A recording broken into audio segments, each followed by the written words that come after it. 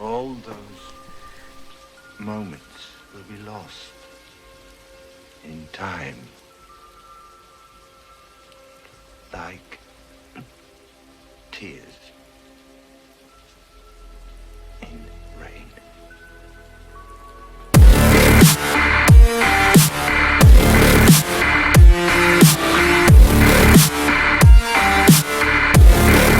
And hello, everybody, and welcome to the Movie Pit Podcast.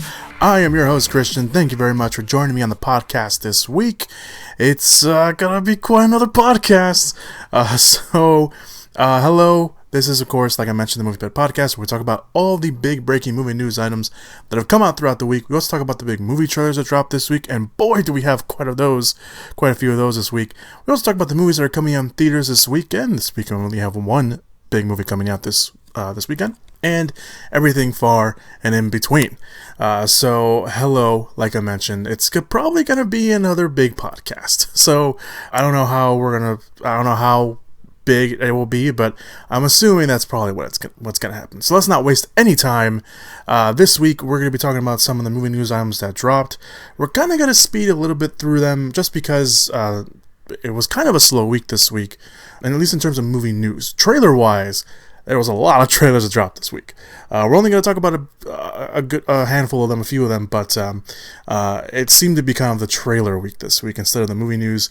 I think everyone's still kind of recovering from Comic-Con, and we will be talking about Comic-Con. I did have a plan to do a separate only Comic-Con podcast.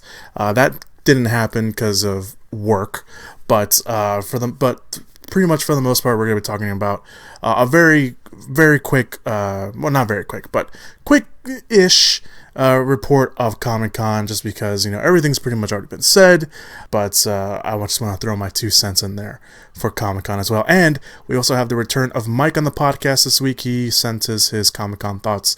We'll have those later on in the podcast. So let's just get right to it. There was no big movie news items that came out after the podcast came up last week, mostly because of Comic-Con. So we're just going to jump right into quickfire. I only have one quickfire movie news item that I want to talk about because it sounds interesting, but we have the director attached, which kind of lessens my enthusiasm. So Catherine Hardwicke, she has directed the first Twilight movie. I know, just bear with me. Red Riding Hood, the one with Amanda Seyfried and Gary Oldman. I think it was Gary Oldman. I think it was Gary. I didn't watch it. Then I didn't hear anyone saying it was really good. But she most recently directed Miss Bala, which came out earlier this year. It was okay. We'll talk about Miss Bala at the end of the year. She has signed on, Catherine Hardwicke, to direct the live-action adaptation of the Volt comic series Heathen, which, for those unfamiliar, like myself, I never heard of the comic book series, mixes Norse mythology, Vikings, and some queer heroism into one epic story. So the series centers on a character named Adis. I think that's how you pronounce her name. She is a fierce Viking warrior who was scorned by her village for kissing another woman, and then, after witnessing widespread injustice toward women, declares a one-woman feminist war on Odin himself and his whole family, which will include Thor. So the series also includes lady pirates, that's how it was quoted in one of the news reports that I read, mermaids, and other magical beings. It sounds pretty interesting, it sounds pretty cool. Obviously, the only thing that we know about Norse mythology at this point is everything that comes out from the MCU. At least obviously, if you're a big Norse mythology fan, then obviously that's not the case. But for the most part, on screen, we know everything from the MCU. So this will be a nice little, detour from all that. Carrie Williamson, she wrote the Alex Cross movie that came out a few years ago. She also wrote the Netflix film What Happened to Monday, is writing the script, and reports say that Constantine Films, which is the studio behind the movie, is keen on keeping the momentum on the project going after it's been announced, so casting is expecting to begin soon. So we'll obviously keep an eye on that. Like I mentioned, the premise sounds pretty interesting. It sounds pretty cool. Who is involved, directing-wise anyway? Not so much, but we'll see. We'll see what happens with that. Alright, so that was the only quick-fire movie news item that I really wanted to point out. Let's move on to this week's trailer talk. Coming soon to theaters. So like I mentioned, there was a lot of trailers that dropped this week. We're not going to talk about all of them. Very quickly, there was another Scary Stories to Tell in the Dark trailer. It's mostly kind of what the TV spots going around, the newest TV spot is, with the exception of showing kind of an extended scene almost at the beginning of it, which introduces the Gemini Man, which is a new creation for the movie. And I found out it's not a CGI creature. It's actually someone in a costume. It's a contort. I can't even say the word. It's someone who can twist their body around. You know what I'm talking about. And for whatever reason, I can't pronounce the word. You have no idea how many times I tried before I edited out everything. How many times I tried to say the word and I couldn't do it. You suck! It's basically kind of a trailer that shows the Gemini Man.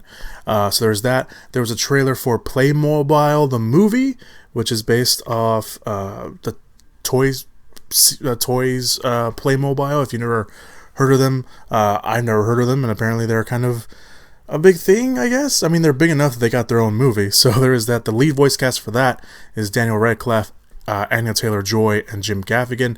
That opens in November 22nd, so you can go check that out. It's an animated movie, obviously.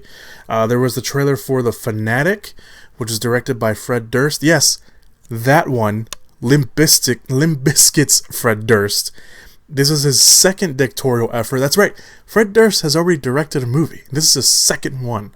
That stars John Travolta, of all people, as a character named Moose, a diehard fan of a movie star named Hunter Dunbar, who is played by Devon Sawa, of all people. If you don't know who Devon Sawa is, go look him up.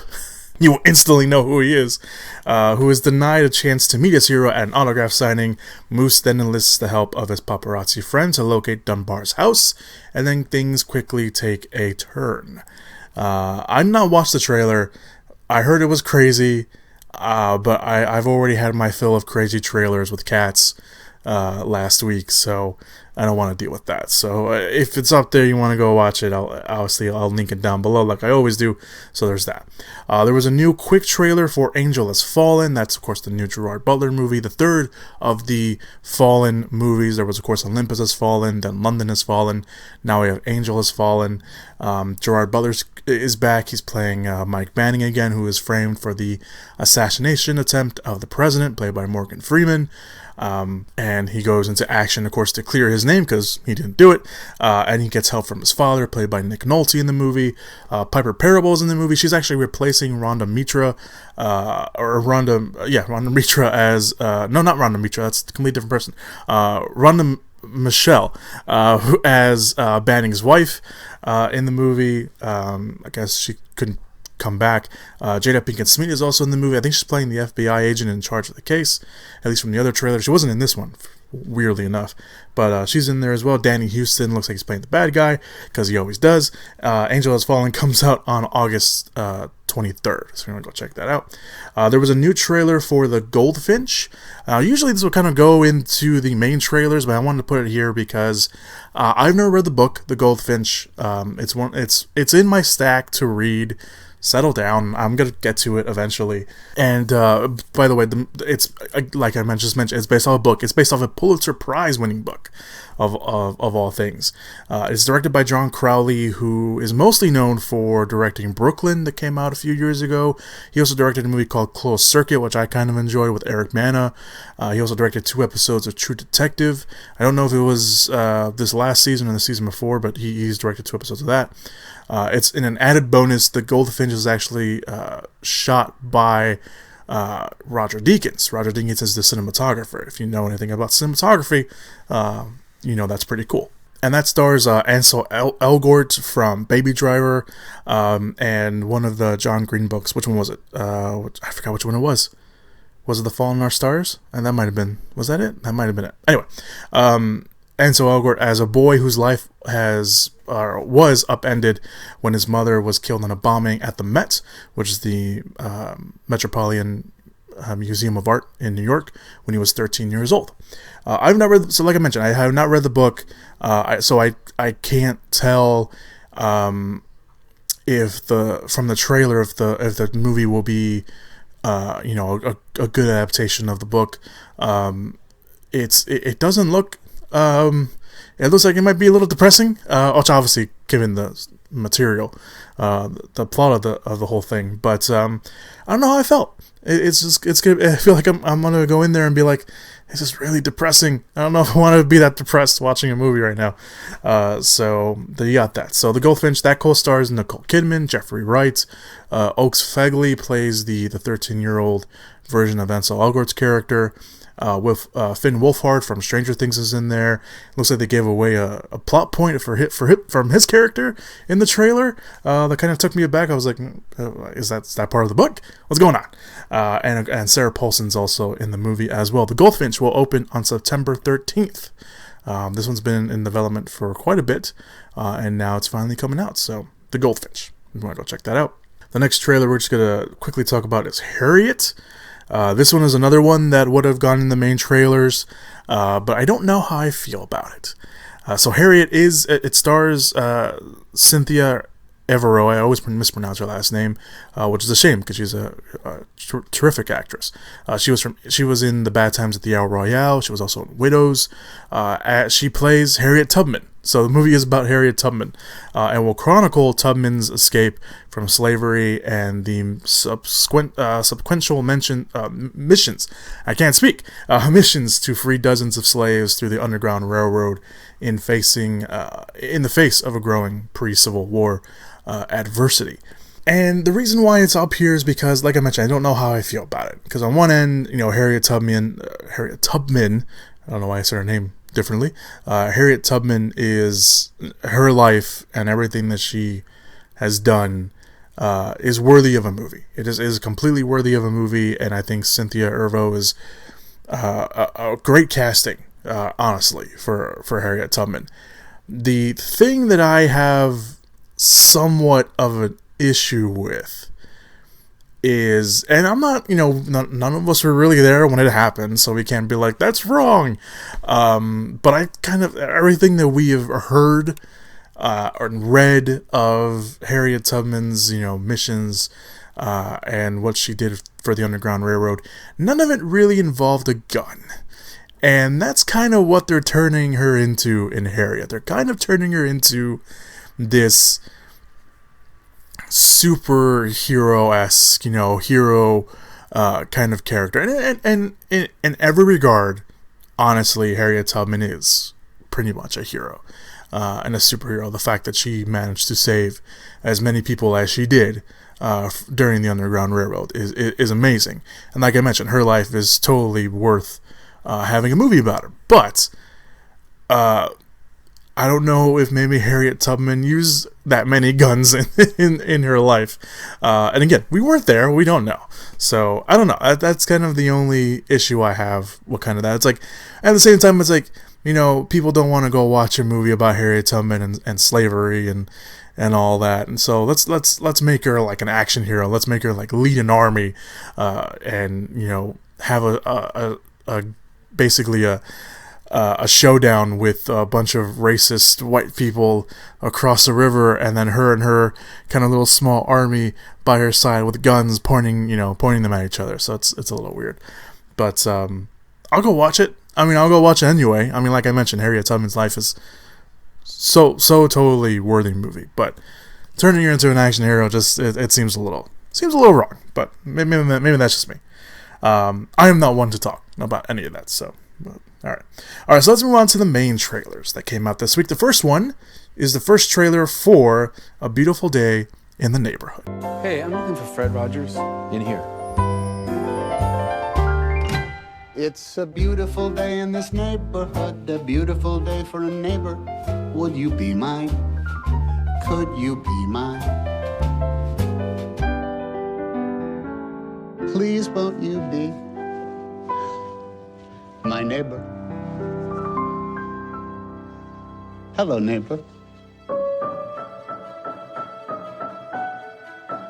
Mr. Rogers, I'm here to interview you. It is so nice to meet you. You okay? Profiling Mr. Rogers. Boyd, please don't ruin my childhood. This piece will be for an issue about heroes. Do you consider yourself a hero? We are trying to give the world positive ways of dealing with their feelings. Yeah? Like what? There are many things you can do. You can play all the lowest keys on a piano at the same time.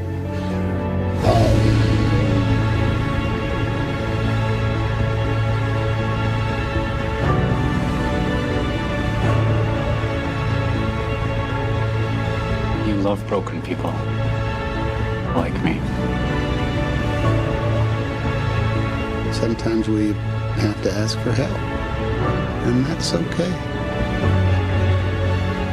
I think the best thing we can do is to let people know, boom, that each one of them is precious.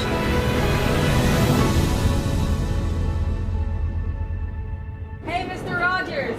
It's a beautiful day in the neighborhood, a beautiful day for a neighbor. Please won't you be my neighbor? That was wonderful.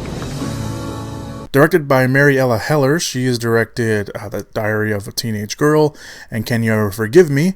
A Beautiful Day in the Neighborhood is just that. I'm not crying, you're crying after watching that trailer. It tells the story of the friendship between Fred Rogers, played by Tom Hanks in the movie, and a journalist, a man who learns big life lessons from Rogers while writing a profile on him. And the journalist, by the way, is played by Matthew Rhys in the movie. It's a beautiful trailer. No pun intended. Or every pun intended. Pun intended in every case. It's a very good trailer, and Tom Hanks is just, seeing him as Mr. Rogers, just it fits. It really does. It's gotten to the point now where we're like, Tom Hanks, I'm so tired of Tom Hanks, and then you see him and stuff and you're like, oh God, he's so good. So it's gotten to the, and I'm not tired of Tom Hanks. I'm never tired of Tom Hanks. But him as Mr. Rogers and seeing that trailer, it's really good. It's really great. So this one just has every Oscar, nomination under its belt probably. So A Beautiful Day in the Neighborhood opens November 22nd. The next trailer we're going to talk about is the teaser trailer for Taika Waititi's Jojo Rabbit. Hey, Jojo, my old friend. Hi, Adolf. What's wrong, little man? They call me a scared rabbit. Let them say whatever they want. People used to say a lot of nasty things about me. Oh, this guy's a lunatic. Oh, look at that psycho. He's gonna get us all killed. Written and directed by Taika Waititi himself, Jojo Rabbit is a, quote, anti-hate satire, which is based on the, I didn't know this, it was based off a book by Christine, I'm going to mispronounce her last name, Leynunes, I think that's not how you pronounce it, but that's how I'm going to pronounce it, and it's very wrong. The book has the same name. It's called Jojo Rabbit, so if you want to look that up. It takes place during World War II and follows a lonely German boy whose imaginary friend is Hitler, played by Waititi, and whose world is upended when he discovers his mother, played by Scarlett Johansson, is hiding a young girl, played by Thomasin McKenzie, in their attic. The rest of the cast is filled out by Rebel Wilson, Stephen Merchant, Alfie Allen, and Sam Rockwell. That opens on October 18th. It's very Waititi. You can tell right away. It kind of has a Wes Anderson vibe, and I've seen that kind of thrown around everywhere. So I'm not the first person to say that.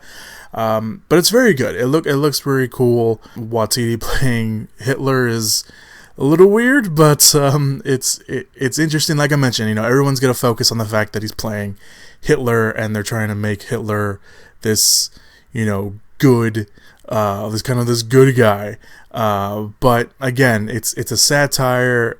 The trailer doesn't really kind of it does, or the teaser I should say, does kind of a good job of making sure that what the world is, and kind of where how the little boy, the little German boy, he hasn't. I know he has a name, but I didn't write it down, so I apologize for that.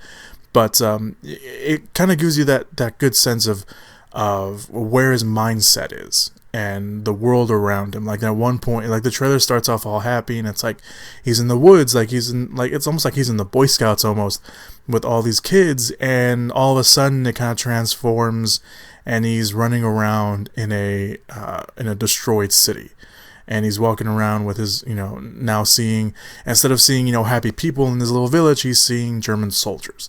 So it seems like, obviously this little boy, he probably saw Hitler on TV at one point and just imagined him as this really good guy. Who knows? So obviously it's just a teaser. We don't get a lot. It's very visual teaser. So I just, pulled, all the dialogue from the trailer and put it together. But, it looks really good. I like Waititi. I like what he's done. Obviously, I like Thor Ragnarok. I like what he did with the Hunt for Wilder People. If you haven't seen that, highly recommend that. What You Do in the Shadow, or What We Do in the Shadows, is also very good. So yeah, I'm looking forward to it. Let's move on to our next trailer, which is a new trailer for the sci-fi action thriller Gemini Man. When I saw him, it was like I was seeing a ghost.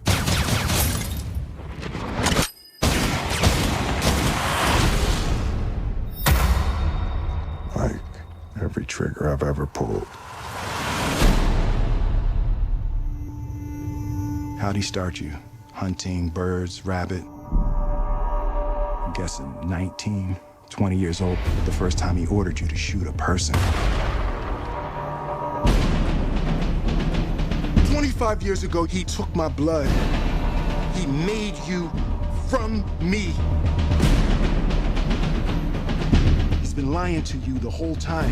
He told you you were an orphan. And of all the people in the world to come after me, why would he send you?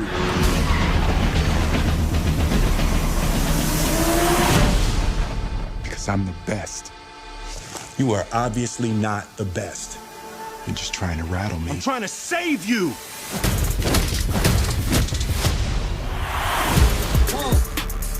You made a choice to do this to me. The whole point of this thing was to give you all of Henry's gifts without his pain. I don't want to shoot you! Mind if I shoot you? Henry, has this ever happened to you before? Your own government trying to kill you? Nah, that's new. Everything that we've worked for is at stake. I am just an icon living. He has to die. He's your darkness. You had to walk through this on your own. I love you, Junior. I am just an icon living. Look what we created. You were the inspiration for all of this. Why not just make a whole army full of them? Why not? You should be flattered. You should be dead. I am just an icon living. This has to be stopped.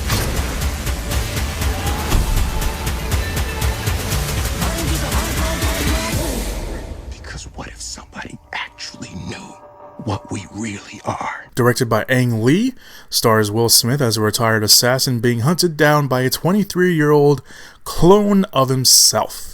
And Smith does play both versions, obviously CGI, with some little CGI help, playing the younger version. The movie's been in the works for a long time, and we talked about this when the first, trailer or teaser, I should say, came out. It's been in the works for 2 decades. 2 decades. I can easily say how many years, in case you don't know what decades means, but decades sounds really cool and longer.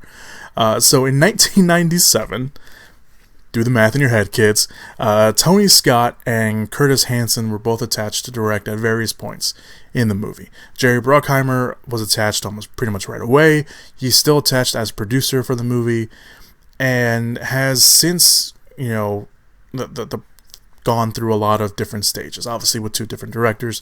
The script has gone through a lot of writers too. It went through Brian Hedlund, who wrote A Nightmare on Elm Street 4, which is The Dream Master, by the way, Assassins, LA Confidential, which he would have been coming off of as a writer if that movie had ever gotten made in 1997. He also then went on to write Payback, not Paycheck. It's a different movie. Payback, A Knight's Tale, Mystic River, Man on Fire, 42, and recently Legend, the Tom Hardy movie where he plays the Cray brothers. Another writer that went through the script was Andrew Nicole. He wrote Gattaca, which he would have been coming off as, or at least he would have written it around the same time as Gattaca. He also wrote The Truman Show, The Terminal, In Time, and Netflix's Anon. And David Benioff, who of course everyone now knows as one of the writers and creators of Game of Thrones. But Benioff has a history of working in Hollywood as well as a solo writer. He wrote Troy, he wrote The Kite Runner, and he was one of the co-writers, unfortunately, of X-Men Origins Wolverine. Then he went off and wrote Brothers, which is, I believe, Tobey Maguire and Jake Gyllenhaal. Am I wrong about that? I'm pretty sure Tobey Maguire is one of them. But, yeah, they went through that. The story pitch actually came from Darren Lemick, who has, since then, I mean, he's been working on other stuff, but since then has a credited writer credits for Jake the Giant Slayer, Goosebumps, and story credits on Goosebumps 2 and Shazam. He is a credited writer on the movie right now, along with Benioff and Billy Ray, who has written The Hunger Games and Captain Phillips. He recently wrote Overboard. And on the actor side of things, Clint Eastwood and Mel Gibson were at one point looking to star. The trailer itself does delve more into the story of the movie and shows off a lot more action than the teaser did. The only nitpick I have, and I think I've been seeing other people have this nitpick as well, are some of the quick cuts of the action between. It looks like the Smiths. I'll just say that the Smiths will be fighting a lot in the movie, and it looks like a lot during the quick cuts. It looks a little too rubbery. I mean, obviously, it looks like they're using a stunt man to play the younger Smith during the action stuff, because obviously he can't be in both places at the same time. I know Will Smith is very impressive, but he can't do that. So it looks a little kind of rubbery at times. It looks a little, because obviously you're gonna see his face. So I don't know. It looks like maybe the CGI isn't finished entirely. Maybe we'll have to, obviously, if that's the case, though, obviously fix that before the movie comes out. But that's kind of my only nitpick, and I think that's kind of that's really kind of one of the only things that I've seen. I didn't delve too deep into the reaction for it, but a lot of people really seem to be down for it. Like I mentioned, I don't think I didn't mention. I'm actually really looking forward to this, so I can't wait to see what they do with this. They're giving away a lot of the story. Like I mentioned, well, not giving away, but they gave a lot more of the story in this trailer, is what I meant to say. Gemini Man co-stars Mary Elizabeth Winstead, Benedict Wong, and Clive Owen. Looks like Clive Owen's playing the bad guy in this one, and opens on October 4th. We'll definitely be talking more about Gemini Man when we get closer to the release date for sure. I don't know why I said it like that. Let's move on to the final trailer of the week, and that is after 10 years from the release of the first movie, we finally have the sequel to Zombieland coming out. Zombieland 2 Double Tap. Oh, God. Hey, Possum Asia. Sorry, just you in that chair. I think I would have made a damn fine president. You would have brought a real dignity to the office. You're welcome, America. Welcome to Zombieland. Life is about more than just survival. We were a family. Dysfunctional, sure, but what family isn't? Merry Christmas! What would you like, little girl? I'd really like for you to stop calling me little girl. But do you know what I would like? I don't give a shit what you do. It felt so good to be on the move again. Whoa! Oh my God, I'm so sorry. Hi, I'm Columbus. Madison. This is Tallahassee. Hey, Poplart. Is this your dad? Oh, whoopsie. I forgot the seatbelt rule. Oh, so she knows the rules? I told her just a few of them. 73. Are there more? You're cute. I like it. My sister is gone. She picked up a boy. He's from Berkeley. Berkeley! You don't have weed, do you? Do I look like the type of person that would have weed? I'm sorry. Boom! Yeah? I have nothing against hippies. I just want to beat the shit out of them. We're gonna go get her. We ride it, dog. Start talking. You first. Oh, my name's Tallahassee.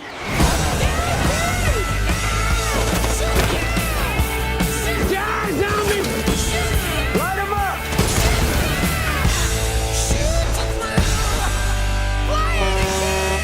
No! That's my ride! Oh, my apologies, little Elvis. The is it me or does he kind of remind you of... I don't like you at all.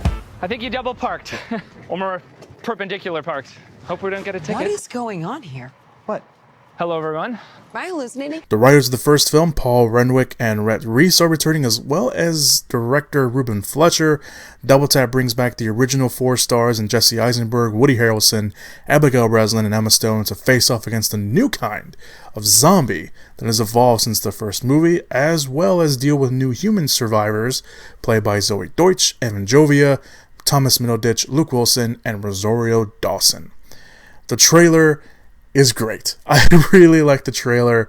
It looks like they have not lost a step at all. It looks like all of them, Harrelson, Eisenberg, Breslin, and Stone, just stepped foot back into what was going on. Obviously, a lot of time has passed. The world does look, it doesn't look too different. Obviously, again, years have passed, but it doesn't look it's not like we don't recognize it anymore. And I like the way the trailer started off. It just, mentioned all their accomplishments. It almost starts off like an Oscar baiting movie, and then it just moves on to the, zombie action comedy that we come to know and love. And it looks like, it doesn't look like they are in front of the White House. And this is really cool. They're fighting in front of the White House, and it looks like the trailer goes back and forth between the action of that. So it looks really cool. As for the new characters, Zoe Deutsch is playing kind of like this ditzy character, or maybe she's putting on an act, we don't know, but that's what she's playing. Jovia looks like a hippie, which leads to Harrison's line of him wanting to punch them all. Dawson looks like she's in charge, or maybe runs security, or I don't know what's going on, but the scenes kind of looks like the way they're correlating is it takes place kind of in a sanctuary. It's kind of walled off. It almost looks like a carnival almost, which I think will be a very interesting setting depending on how everything works out. And then, there's the trailer tag with Wilson and Middleditch, who are basically Eisenberg and Harrelson from the first movie. Wilson's driving this big monster truck, and that's the thing that is on top of Woody Harrelson's car. And he looks a lot like Woody Harrelson. He's got the hat, he's got the ammo belt, the ammo belts around him, the vest and everything, and the face off between the two is really like, I don't like you. That it's great visual humor. And obviously you have Emma Stone's character saying, "Am I hallucinating?" It's great. It's a great little tag at the end of the trailer. It's really, really fun. It looks awesome. I can't wait for it. I just hope it doesn't disappoint. Because you wait too long for a sequel, sometimes it disappoints. But it looks like everyone's back on their game. They're going full. Obviously they probably have a little more money than they did in the last one. There's some great visual gags with some of the zombies that you see. You don't see how they evolve in the trailer. Obviously they probably won't give that away in the first trailer. I'm really happy they didn't do that. And maybe if they don't show it at all, or don't show it completely, I think that would be kind of cool. So we'll have to see how that works out. But everyone's gonna go for the characters, because that's the reason why we pretty much loved the first Zombieland, was the characters. At least that's one of the reasons why I loved the first Zombieland, is because of the characters. So yeah, I'm fully looking forward to this. It's probably one of my favorite trailers of the week, so I'm really looking forward to Zombieland 2 Double Tap, which opens later this year on October 18th. Obviously, we'll talk more about that when we get closer to the release date. So that's all the trailers. Obviously, if anything drops, I will, after I'm done editing or whatever, there will be all the links to the trailers will be down below in the description/show notes area. Let's move on to this week's movie news items of the week. So the first movie news item we're going to talk about is Quentin Tarantino is still kicking around another Kill Bill movie, but he also gives a little update on the Kill Bill, how he considers Kill Bill in his directorial efforts. So a third Kill Bill movie, let's talk about that first. The third Kill Bill movie has always been teased. It was teased back all the way in the first Kill Bill in 2003. Yes, the first Kill Bill movie came out in 2003. However, writer-director Quentin Tarantino moved on to other projects, obviously, and recently sat down to talk about how he's still kicking around a Kill Bill Volume 3. And not only that, well, let me just read the quote. Speaking on the Happy, Sad, Confused podcast, Tarantino said this: "Me and Uma have talked about it recently. Frankly, to tell you the truth, I have thought about it a little further. We were talking about it literally last week. If any of my movies were going to spring from my other movies, it would be a third Kill Bill." End quote. So, Uma, obviously, is Uma Thurman, who played the bride in the Kill Bill movies. Now, Tarantino will later comment on the Cinema Blend podcast, saying he counts Kill Bill as one movie. Now, if you need a little history lesson, obviously last week we talked about the Tarantino directorial count. You know, Tarantino has said that he was going to be done directing after 10 movies, and Kill Bill was split into 2 movies, which means 2 different movies with 2 different credits. But let's just talk about this, and then we'll talk about that. First, if you need some history, by the way, of Kill Bill, and why it's called Kill Bill Volume 1, Kill Bill Volume 2, Tarantino actually wrote Kill Bill as one long 3 to 4 hour movie. And when the movie went into post-production, the discussion started that maybe it would make sense to cut the movie into 2, because he shot the 2 back to back. Then, 3 months before the intended release date of the 3 to 4 hour cut of Kill Bill, it was announced the movie would be cut into 2 movies, Kill Bill Volume 1, which would be released in October of 2003, and then Kill Bill Volume 2, which was released in April of 2004. Of course, there is a combined cut of Kill Bill called Kill Bill The Whole Bloody Affair that edits the 2 movies together, but you can do whatever you want about that.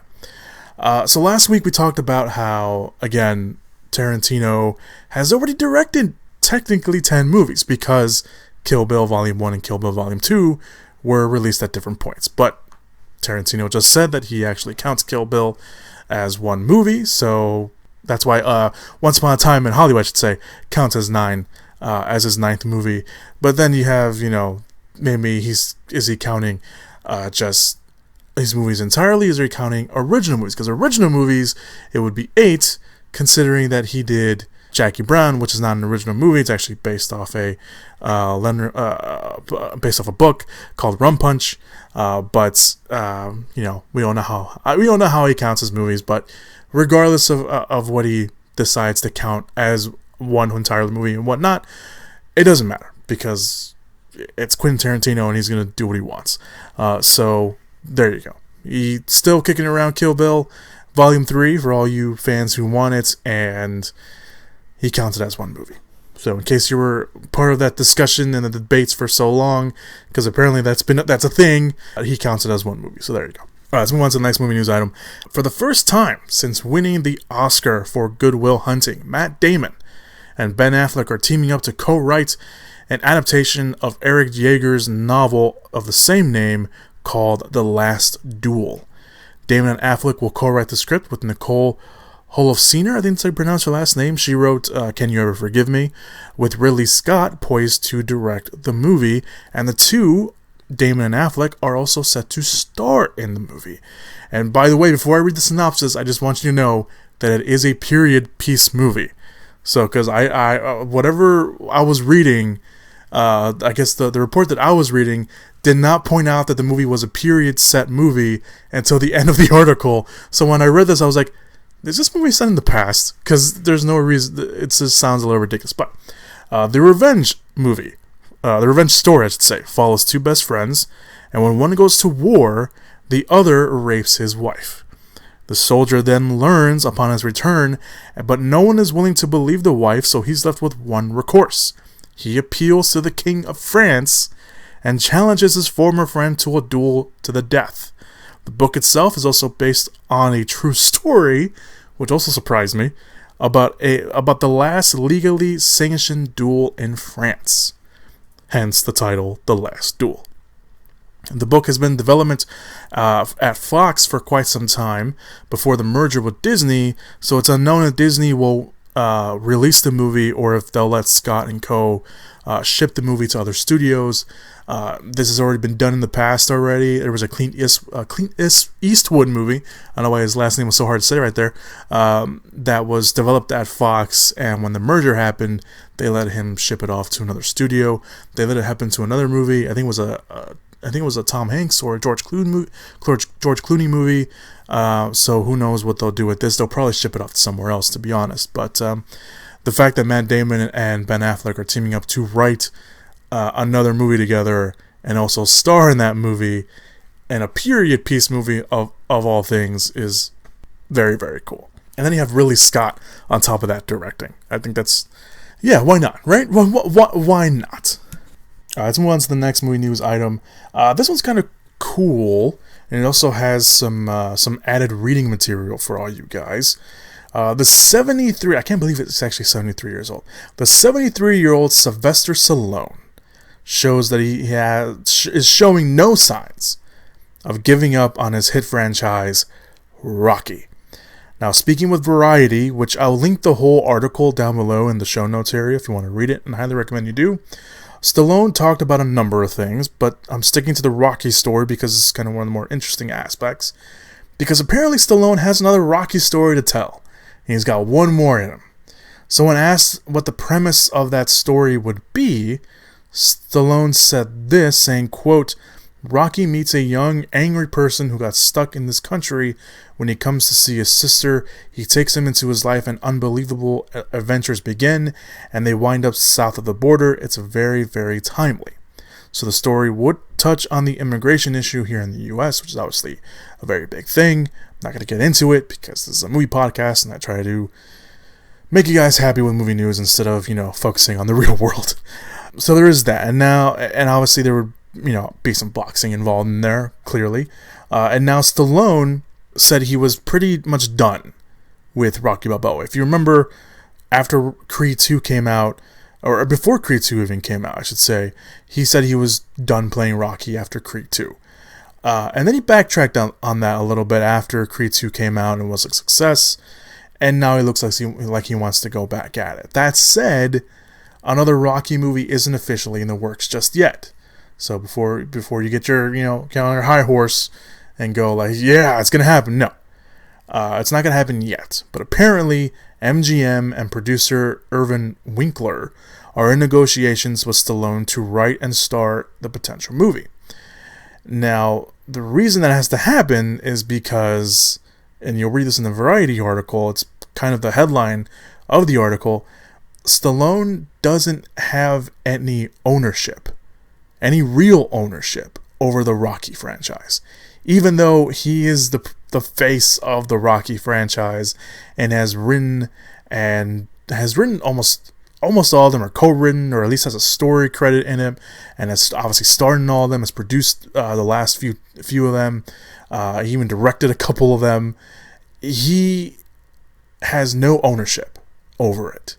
And it sounds like he's a little bitter, which I would be too if I owned a franchise where I've played the character in 8 movies over 4 decades, which is crazy to me that is the case. But it's a little crazy that he doesn't have any ownership over the franchise at all. And like I mentioned, I highly recommend you read the article.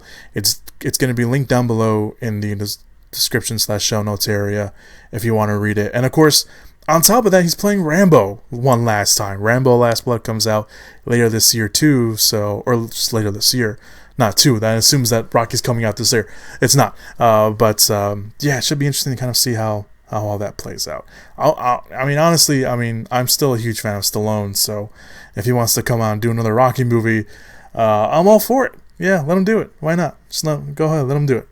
All right, so let's move on to the next movie news item of the week, which is, could there be more Mad Max movies coming our way? Maybe so, hopefully.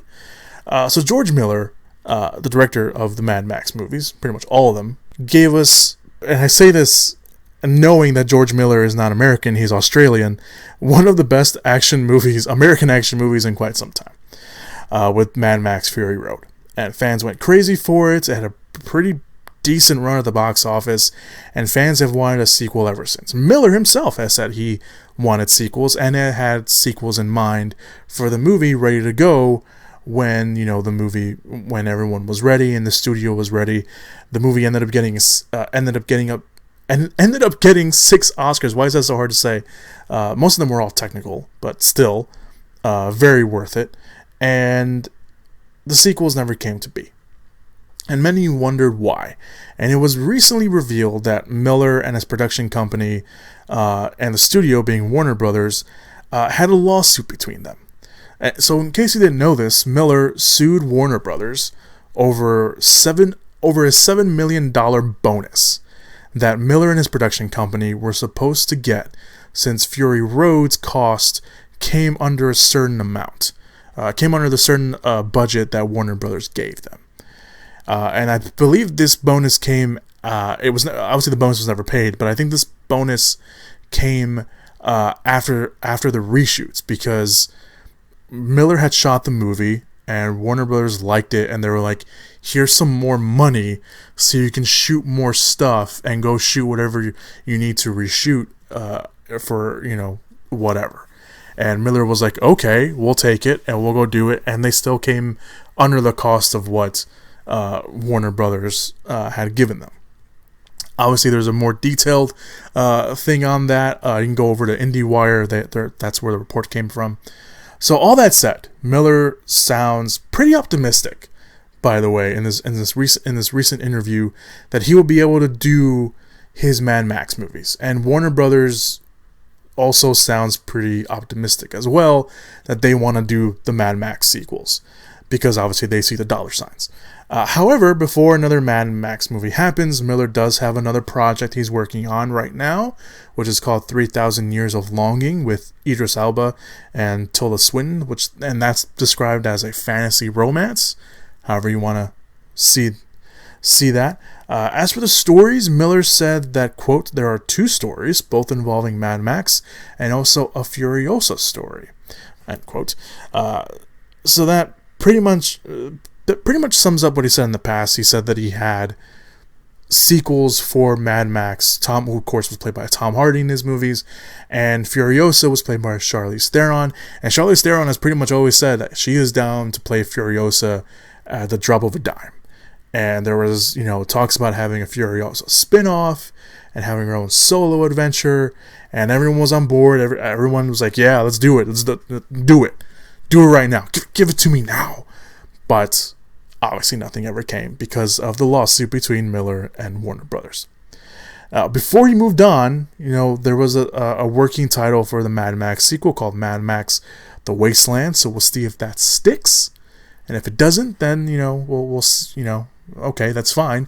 Just give us more Mad Max movies and give us a Furiosa movie, because we want to see those. I know I want to see those. I'm pretty sure, the handful of you that actually listen to my podcast all the way through want to see those. So let's do it. Just pay the man, and then give him another budget to make these awesome, crazy Mad Max, practically almost all practical effects movies. Just don't, just be careful. Don't hurt yourselves. All right, let's move on to the big section of the podcast, Comic-Con. Fairly quickly, the Terminator Dark Fate panel happened. We're gonna focus mostly on movies. Obviously, this is a Movie Pit podcast. So for those who don't know, of course, first, Terminator Dark Fate, directed by Tim Miller, who of course directed Deadpool. James Cameron is returning to produce the movie. Supposedly a more hands-on approach. He kind of said the same thing about Terminator Genesis, but whatever. It will ignore all the other Terminator movies after Terminator 2. So basically, this is the proper sequel to Terminator 2 Judgment Day. Linda Hamilton, of course, will be returning to the franchise as Sarah Connor. The panel started... We briefly talked about this last week on the podcast. The panel started with a video by Cameron confirming that Edward Furlong is coming back to play John Connor. The movie will be rated R.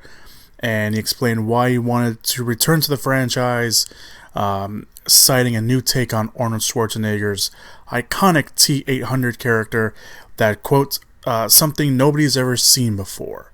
We don't know what that means, but we'll have to obviously wait and see. There was a behind-the-scenes featurette that came out.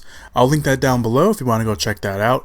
It's basically kind of what they kind of showed at the panel, with the exception of they showed some scenes. They showed basically an extended I don't know if it's the whole scene, but it's an extended scene from the trailer. It's the highway chase. Apparently they show a lot more of the Terminators themselves. We get a little bit more of Mackenzie Davis's character, who in the trailer says he's human, and apparently some of the clips they show, or one of the clips they showed at Comic-Con, she says she's human, just advanced. And we kind of see that a little bit in the teaser that we've gotten so far. Obviously they didn't go into details about that, so we'll have to wait and see what that all means. But I think it's going to be kind of cool to see. Apparently, Arnold Schwarzenegger's Terminator character has been living a quiet life with a dog in the cabin in the woods that we again saw briefly in that trailer. And him and Sarah don't have the buddy relationship. She still really wants to kill every Terminator she sees. And apparently the Terminator is now called Carl, or at least that's what he calls himself. And Sarah says, I'm not going to ever fucking call you Carl. So, there you go.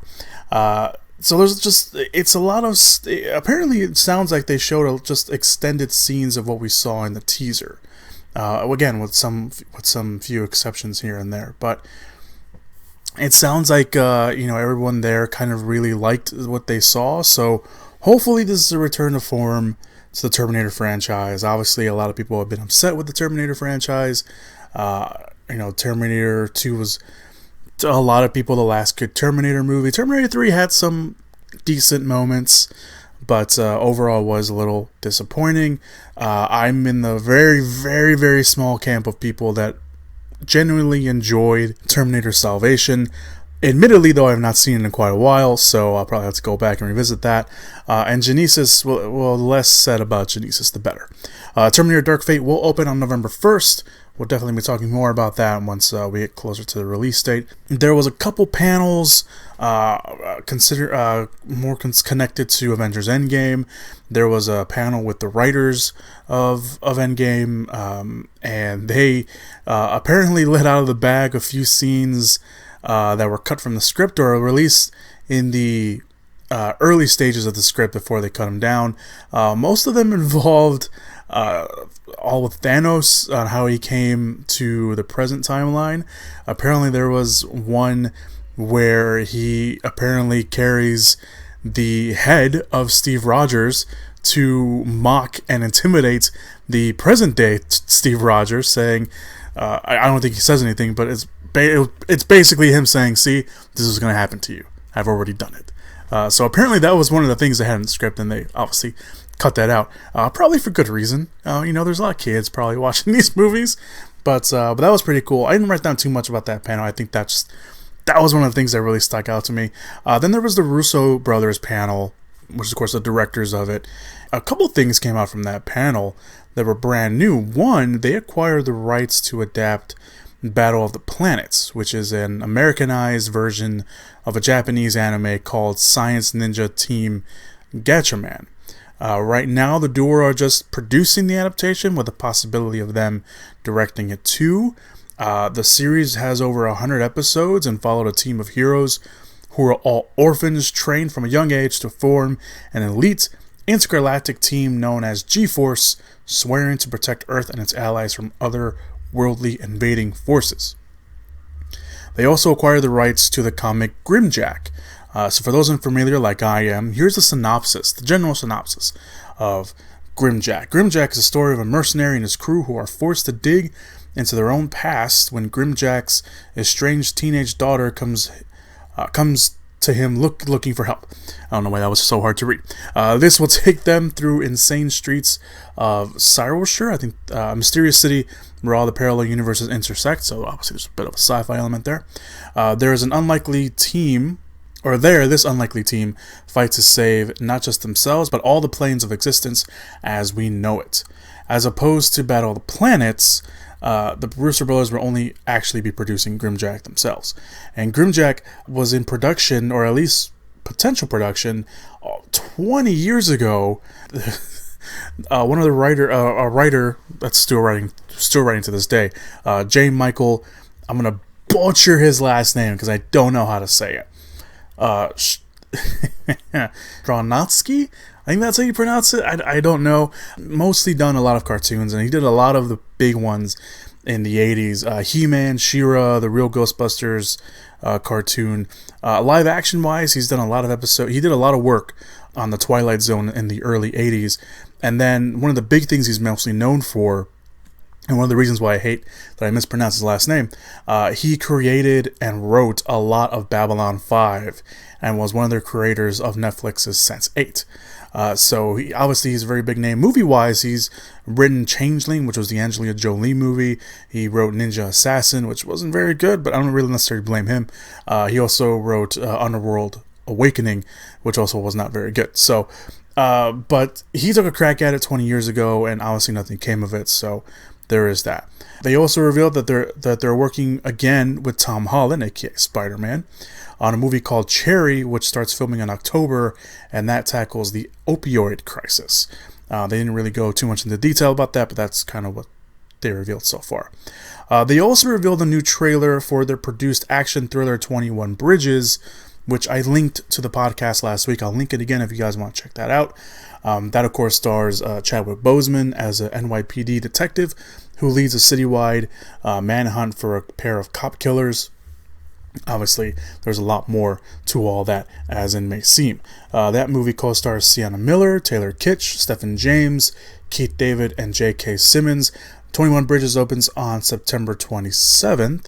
And that one's directed by Brian Kirk, who directed episodes for TV shows like Game of Thrones, Penny Dreadful, and BBC series Luther. So if you want to check out that trailer, that will be linked down below. So let's move on to the big one. The one that everyone talked about, the one that everyone went crazy about, the one that I'm going to go crazy about, and that's the Marvel panel. First and foremost, Eternals. Let's talk about that. An overview of the comic and the characters in the simplest form I can put it. The Eternals are genetically created experiments from the Celestials when they visited Earth 5 million years ago from the early humans. That creation happened to also create the unstable and monstrous deviants, and they've been at war ever since. That is the bare bones of what it is. Now, Kevin Feige, of course, Marvel head, told comicbook.com saying, quote, "It will be a story that will introduce you to this incredibly eclectic group of immortals." I'm pretty sure I used that word wrong. They're the focus of the story. It takes place in our universe, the MCU. So you'll hear mentions and stuff about it. Yes, the Celestials are go back a long way. We learn much more about their agenda and what they've been up to. Now, if you're wondering, I just said a lot of words at you. Celestials. The Celestials, we saw the Celestials, or at least we saw one of the Celestials, in Guardians of the Galaxy during the Collector's explanation of what the Power Stone is. And if you remember, Guardians of the Galaxy Volume 2, Kurt Russell's ego, aka Chris Pratt's father, or Star-Lord's father, Quill's father, happens to be a Celestial himself. So they may not all be heroes, which should be interesting to see how they act toward the human race and toward each other and toward everything else. So it could be it could be really interesting to see maybe some reluctant heroes, maybe people who are not actually really heroes at all, and they think they should be doing the right thing. So it should be interesting to kind of see how the dynamic of all that works out. It will be directed by Chloe Zhao, who directed a movie called The Writer. Also bought out the cast, which is really great. Angelina Jolie, she's playing a character named Thena. She's going to be one of the main characters. You have Richard Madden, aka Robb Stark, playing a character named Icarus. Kumail Nanjiani is playing a character named Kingo. Lauren Ridolph, she plays Connie on The Walking Dead, will be playing a character named Makari. Brian T. Henry, who has been popping up in a lot of things. You should know his face and name by now. He's playing a character named Faustos, I think that pronounced his last name. Or pronounce that name, not his last name. That's the name. Leah McHugh, she's been in the TV series American Women, and she will be in the upcoming horror movie The Lodge. She will be playing Sprite, and that, by the way, The Lodge looks very, very creepy. If you have not seen the trailer, I highly recommend that. And Don Lee will be playing Gilgamesh. Oh, and Salma Hayek. I almost forgot about her. She's playing a character named Ajax, which is a gender bend, because in the comics, Ajax is actually a man. This is pretty cool. It's based the Eternals are basically the be-all end-all prequel of the Marvel Cinematic Universe. So it'll be really cool to kind of see how this all plays out and the very end of it. The Eternals opens on November 6th, 2020. They are currently filming, or they're about to currently film. So we'll probably be seeing a little bit more about that. Maybe. We'll see. Maybe. A little maybe. Alright, let's move on to the next one. Shang-Chi and the Legend of the Ten Rings. Shang-Chi will be the first lead Asian superhero in the Marvel Cinematic Universe, played by a relatively newcomer, Simu Liu, I think I pronounce his name. If I'm pronouncing it wrong, I apologize. In the comics, he has a very interesting history. I don't know too much about Shang-Chi. I'm not going to sit here and pretend I'm an expert. He is a martial arts expert, a master. He is also the son of a Marvel villain called Fu Manchu. The character has been around for a while. It's been around since the 70s. So I'm like, oh, that's racist. It was the 70s. There was slight racism back then. Just a little bit. I'm kidding, by the way. If you can't tell the sarcasm in my voice. And he becomes Shang-Chi, the character, becomes a member of both Heroes for Hire and the Avengers themselves in the comics. We don't know too much about the movie itself plot-wise. With the name The Ten Rings, yes, if you are familiar with the comics or even know a lot about the Marvel Cinematic Universe, The Ten Rings is the group that kidnapped Tony Stark in Iron Man 1. He dealt with them again in Iron Man 3. But The Ten Rings in the comics, for all you fans out there, is led by the Mandarin, who was sort of played by Ben Kingsley, but the real Mandarin, this is really cool, they announced that the real Mandarin, the character that we all know from the comics, will appear as the villain in Shang-Chi and the Legend of the Ten Rings, and he will be played by Tony Leung, which is really, really cool. Tony Leung, just in case you know, the thing that I remember him the most, he's been in a bunch of stuff, but the thing that I remember him the most is Hard Boiled. He played one of the main characters in that. Obviously, the other main character that's not Chow Yun-Fat. He was also in Hero. He was in Infernal Affairs 1 and 3. If you haven't seen the Infernal Affairs trilogy, I highly recommend you go watch that because that is very, very good. He was also in The Grand Master, which I believe is on Netflix. He plays Ip Man. The Grand Master is just another Ip Man story. I think he actually plays Ip Man in that movie. Recently, he was also in a movie called European Raiders. He was one of the leads in that movie. So I'm really excited for him to, be in the movie. I think it's going to be really cool. So the Mandarin is real, by the way. The Mandarin, the character, is actually real. It's not someone they just bought up.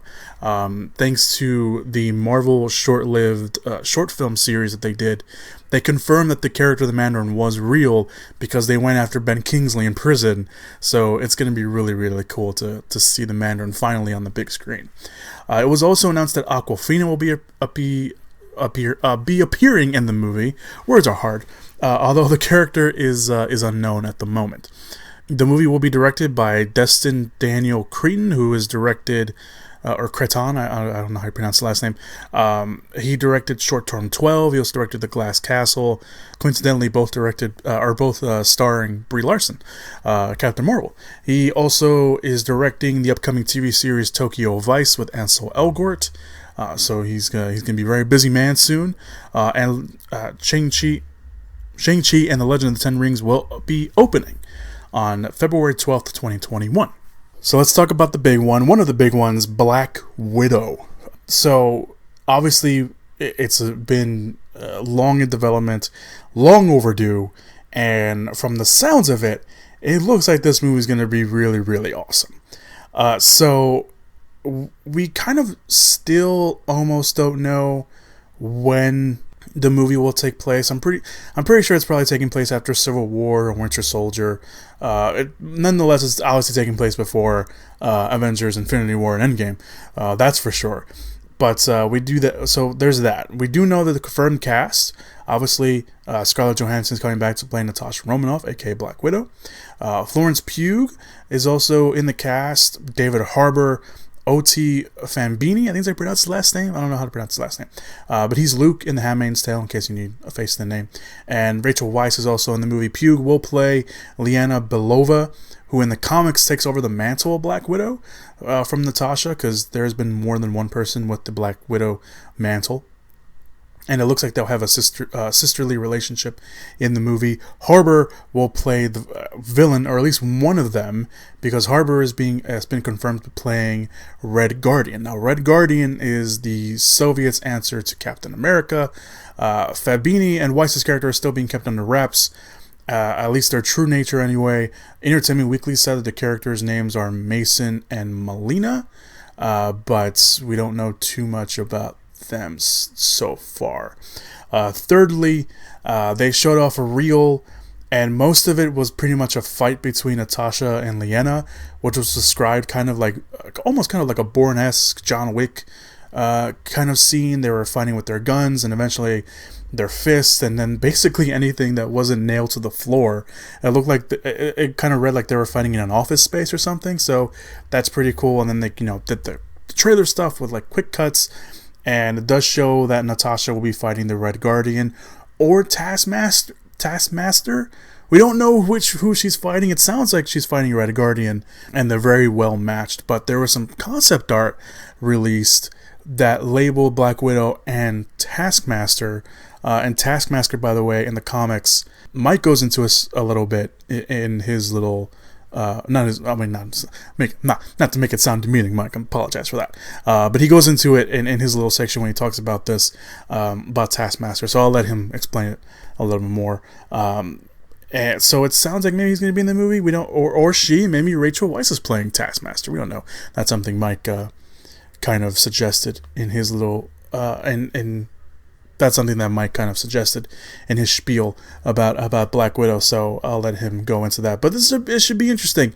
It should be really good. The only thing that I think really pisses all of us off is that we got Black Widow way too late after she's already dead. So what if this movie's really awesome and we want another movie? You can't do anything else unless, Doctor Strange fucks with the multiverse, because segue. Oh, before I get to the segue, Black Widow comes out on May 1st, 2020. But segue, the multiverse. It is officially confirmed in the Marvel Cinematic Universe, because the sequel for Doctor Strange will be titled Doctor Strange in the Multiverse of Madness. Directed once again by Scott Derrickson. And we'll see the return of Benedict Cumberbatch as Doctor Strange. But the sequel will be just a little bit more interesting because it is being labeled as, quote, as the first, quote, scary MCU film. And obviously with Derrickson's background in the genre, I believe it. Derrickson has directed The Exorcism of Emily Rose, Sinister, Deliver Us from Evil. His directorial debut was actually Hellraiser Inferno, which was straight to DVD, but whatever. He also directed the remake of The Day the Earth Stood Still, which was a horror movie in itself. And I don't necessarily blame him for that, because that was kind of his second movie, so still working out the kinks on that, so that's fine. Part two of this little news item is that the sequel will be connected to the Disney Plus series WandaVision, which of course will have Wanda, aka the Scarlet Witch, played by Elizabeth Olsen, and Paul Bettany's Vision, hence the name of the show, WandaVision. And according to them, the events in WandaVision will lead into and impact what happens in Doctor Strange 2, which means that, yes, Elizabeth Olsen's Wanda/Scarlet Witch will be appearing in Doctor Strange in the Multiverse of Madness. That's all we know about it. We don't know what's going to go on. I know there's some theories and stuff going out there on the internets right now. I'm not going to get into those because that's just a wormhole you don't want to go down, especially when you consider the multiverse and everything. So I'm looking forward to this. I think it'll be very interesting to see how they do stuff, how they maybe manipulate some stuff. Obviously, we have the other Disney Plus shows. I wasn't going to mention them, but you got WandaVision, you have Loki, you have Hawkeye, you have Winter Soldier and Falcon, or Falcon and Winter Soldier, whichever one goes first. But you have all those, And the way that Kevin Feige laid everything out, it made it sound like the Disney Plus shows will have an impact on the universe, especially with WandaVision. So it should be, because they've never mentioned, any of the other shows. They never mentioned like Agents of S.H.I.E.L.D. or the Netflix series anyway. Like when they were doing their release schedules, they never really mentioned them because they were just all movies. So this is interesting that they would introduce the web series, the streaming series Series I. But it's interesting that they would include them in their phases because they didn't do that before. So it's kind of cool to see that, but it also leads me to think that the Disney Plus series will play probably more a factor going forward than they ever did before. So that's kind of really cool. Doctor Strange and the Multiverse of Madness opens on May 7th, 2021. Let's move on to the other one that really shook everyone. Thor 4 is now called Thor: Love and Thunder. And we already knew that Taika Waititi was going to return to direct the next Thor movie. But now we know it's called, like I mentioned, Thor: Love and Thunder. And we'll see the return officially of Chris Hemsworth's Thor and Tessa Thompson's Valkyrie. But to the surprise of everyone, because we all thought hell would freeze over before she came back, Natalie Portman is returning to the MCU, and she will be taking over the mantle of Thor. And she will not be called Lady Thor, she will be called Mighty Thor. So that's going to be really cool to see. And she came out and everyone went crazy, and like I mentioned, I thought it would be a cold day in hell before she came back. She wanted out, and she got out, and now she's back. And apparently Taika Waititi was really the blunt force to get her to come back, and he convinced her. So it should be pretty cool to see how he convinced her to come back, besides giving her the mantle of Thor, which of course in the comics Jane Foster does take up the mantle of Thor for quite a bit, and a good run, and a very well loved run by the fans. We don't know when exactly Thor Love and Thunder, I almost said God and Thunder, Thor: Love and Thunder falls into the timeline. Apparently someone asked James Gunn online when it falls, and he responded that Thor 4 is before Guardians of the Galaxy Volume 3. We don't know if he meant release-wise or timeline-wise. Either way, release-wise, yes, it is coming out before Guardians of the Galaxy Volume 3, so maybe that doesn't really have any merit to it. But Thor: Love and Thunder will open on November 5th, 2021. So before the panel, the panel was pretty much done, and then at the end of the panel, Kevin Feige is like, "Oh, I got one more surprise for you," and he raises his hand to one side of the stage, and Mahershala Ali all of a sudden comes onto the stage, and everyone cheers. Obviously Mahershala Ali, Oscar winner, well respected actor, cool guy all the way around, and Kevin Feige was like, you got something to share with us? And Mahershala Ali, much like Brie Larson, a few years ago at Comic-Con, she had a hat, she pulled it out, put the hat on, and it was a Blade hat. Because yes, Marvel is introducing Blade once again into the Marvel, or for the first time, I should say, into the Marvel Cinematic Universe. There are Blade movies, that's what I meant. But now we have Blade in the Marvel Cinematic Universe. It won't be right away. It looks like they're still developing it. There's no release date for it. It seemed like the way that Kevin Feige kind of has been, there was a lot of stuff coming out. So if I missed something, obviously, let me know, or, I'll find out, or already I found out. But the way that Kevin Feige kind of put it was that everything that we showed you guys is of Phase 4 and Phase 5. So not everything is set in stone. Obviously, not everything was set in stone, because a few years ago, everything was announced, and then they announced Black Panther, and they put it into the release schedule, and Inhumans kind of fell off to the wayside. I know, I'm sorry, I didn't mean to bring it up, but I kind of have to for the sake of conversation. But it should be interesting to kind of see how that works out. But Mahershala Ali, obviously, he was already part of the MCU with the Netflix series Luke Cage. He played Cottonmouth in that, so maybe they're doing away with that. Maybe they're not counting the net. And obviously, again, look up why the Netflix series and the MCU have always had trouble. And it's mainly because Kevin Feige couldn't stand, or Kevin Feige and the guy who ran the TV side and the streaming service side of things, they couldn't stand each other. They did not like each other.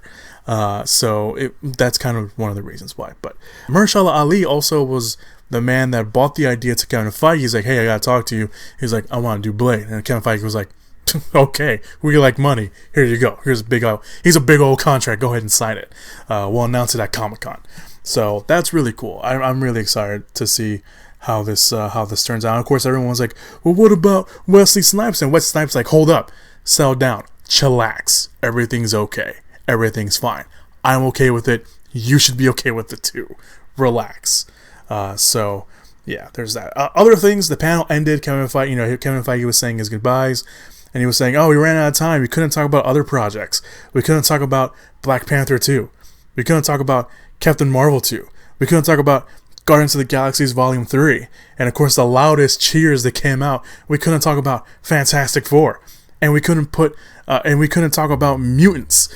And everyone, of course, went crazy when they talked about that, because that's what everyone's been wanting. Everyone has been wanting Fantastic Four and the X-Men into the MCU now that Disney owns 20th Century Fox and they have the rights to it. So I'm really happy that, Kevin Feige and them didn't just say like, oh, we're gonna cram Fantastic Four into here. Like, no. And Kevin Feige said, everyone's like saying that this was a dig at 20th Century Fox, and I'm always the ones like, nah, he probably didn't mean it that way. But considering what they've done with the Fantastic Four, I'm gonna consider that as a dig. He said, we're gonna elevate something to the extent of we're gonna elevate them and give them the respect that they deserve. Something along those lines. I forgot the exact quote, which I thought was very interesting. And I was like, nah, that's not a dig. And I was like, no, yeah, that's probably a dig. And I'm okay with that. I'm all for Kevin Feige throwing shade at what they've done to Marvel's first family. But I'm all for this. I loved what they did. I love what Marvel's doing. Marvel has done no wrong. Sure, they had some movies that maybe underwhelmed or weren't up to the T, as some of their really great stuff and good stuff. But for the most part, I don't think Marvel's had a stinker. I early on maybe, yeah. I'm looking at you, Iron Man 2, but Thor: The Dark World. But even with those movies, they weren't terrible. They weren't like overly bad. They were just, badly, constructed. I'll put it that way. But I'm really looking forward to seeing what they do with this. I'm a huge fan of the Marvel Cinematic Universe. I'm not, gonna be like, they can do no wrong. No, obviously there is a lot, and humans, obviously, being one of them. But they can do wrong. Let's just put it that way. But I can't wait to see what they do with this. Obviously, we got D23 coming up soon. Maybe they'll announce something more from there. At this point, I think if they do announce anything at D23, I don't think it will be movie-wise. I'll be very surprised, and I will accept the movie news from D23, but I think they'll probably focus a little bit more on Disney+. So I think they'll probably focus a lot more on the TV shows like WandaVision and Loki and Falcon and Winter Soldier and what was the other one? There was another one I totally forgot about it. Oh, What If?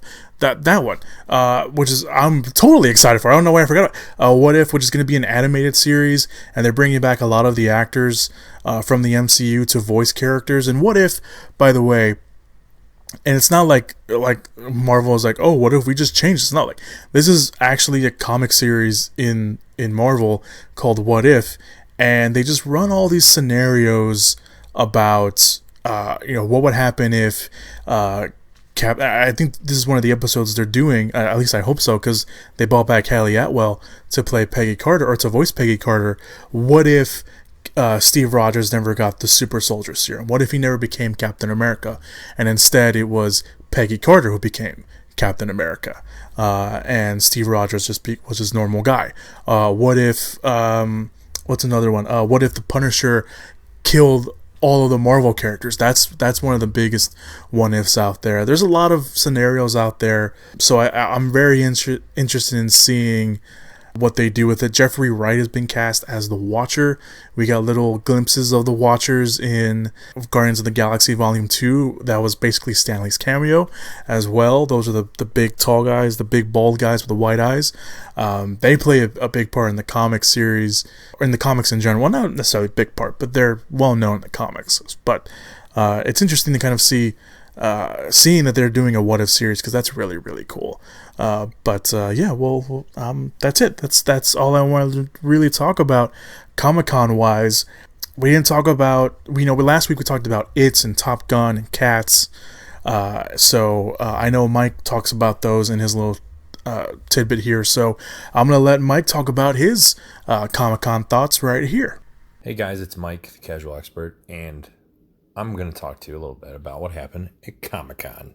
There's a lot of big stuff that happened, but seeing as though that this is the Movie Pit podcast, I think that I will talk about some of the movie announcements that were made and some trailers that were dropped. First things first, to get it started, I'll talk about Top Gun Maverick.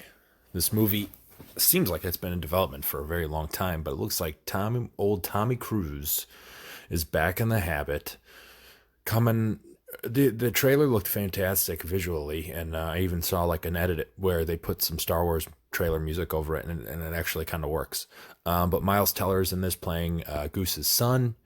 Early reports make it sound like it's going to be about humans and drones. So trying to make it super relevant. But Tom Cruise doesn't look like he's aged, so whatever demon he sold his soul to worked out well. I'm excited to see it just for the cultural impact. I mean, if it's good, it's good. If it's terrible, it's terrible. But I mean, right now, Tom Cruise's track record of late has been pretty good with the Ghost or with the Mission Impossible films. So I'm optimistic. I'm cautiously optimistic about this film. But for a first trailer, I thought it was very good. Another trailer that was, no pun intended, a head scratcher. Cats trailer. They were completely earnest in how they presented this. And I think it was a bit of a misstep. It looks problematic in terms of their CGI. So if you read anything up on this thing, it is very convoluted story-wise. Yes, it was the longest running Broadway show, but it is weird, and it looks really fucking weird. I don't know. Watch the trailer. It's weird. The CGI doesn't blend the faces really well. It's odd. They're shrunken down like they were in the musical, from my understanding, but like they're sized more like what rats would be more than a cat. Like they're a lot smaller. It's just weird all around. And it's from Tom Hopper, who I liked his Les Mis with Hugh Jackman and Anne Hathaway. There was issues with that. People weren't huge fans of Russell Crowe, but this is going to be weird. I feel like they're like pushing for this to get some Oscar buzz. But it doesn't. It looks like it could be a big old bag full of garbage. So yeah, that was a weird trailer. It Chapter 2. Now that was a fantastic trailer. I really enjoyed the first part of this film series, an adaptation of Stephen King's It. I love the book, so I was really hoping that they would adapt this very well, seeing as though that there's been some not so hot ones in the past, even though I'm blanking on his name. Curry played a fantastic Pennywise, but this trailer looks great. I think the casting for the aged up young characters from the first one are really good. You're going to be hard pressed for me to find something with Bill Hader that I'm not going to at least get some sort of enjoyment out of. The guy from the Old Spice commercials, I'm blanking on his name right now, not Terry Crews. Is a main character in this, so it's nice to see a guy like that break into a potential like career launching vehicle. Jessica Chastain, James McAvoy. I think this has potential to be really, really good, and if it is, it'll close the book. I don't know, that was a horrible. I didn't mean to make that sound like a pun, but it should end after this because it would end like the books do. But I could see a studio saying, well, is it over? Because it makes all the monies for the studio. So I'm really looking forward to this. I'm not a really big horror fan. And when something like this comes out and catches my interest, it really has to be something special. So I think that this is going to be a very good film.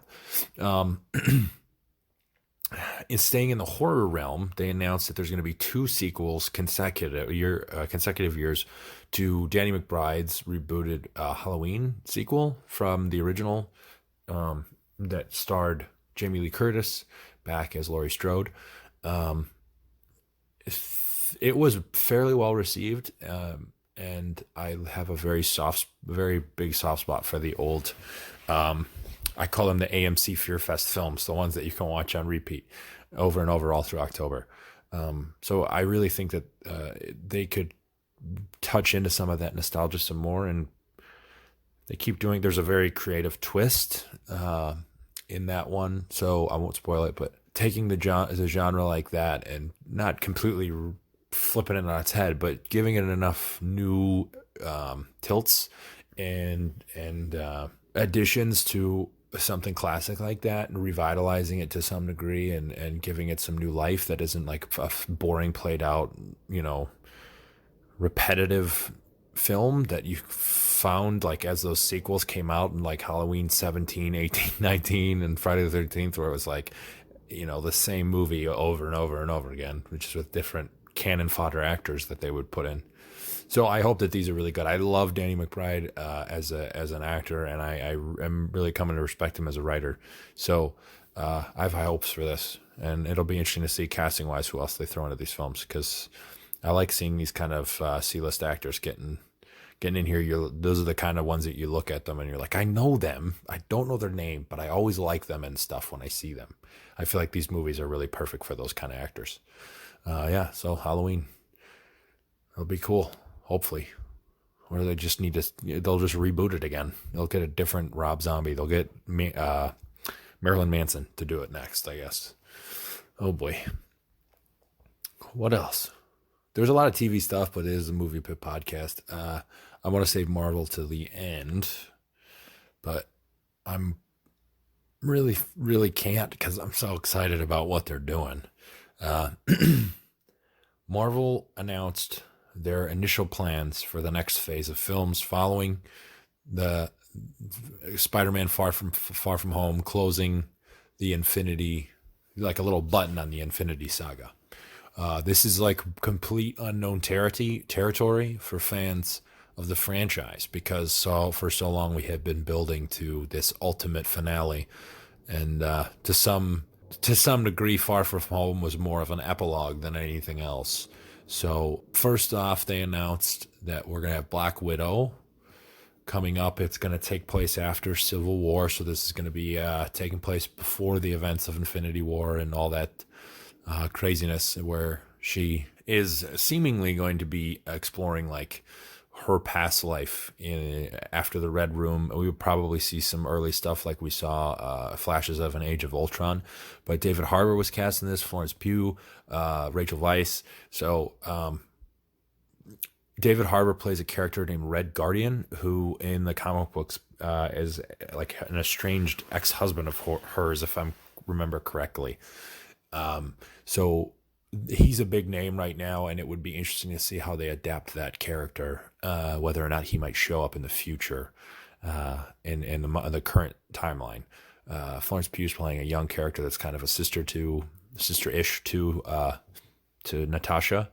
So if you're looking at potential youth infused the MCU, maybe she takes over the mantle of Black Widow, because Natasha Romanoff was not the only person in the comic books to have that code name. There has not been a misstep by Marvel, so I think it is a very, very long time coming, and I think should have happened a long time ago for Scarlett Johansson as one of the original Avengers to get her own film. And I'm excited.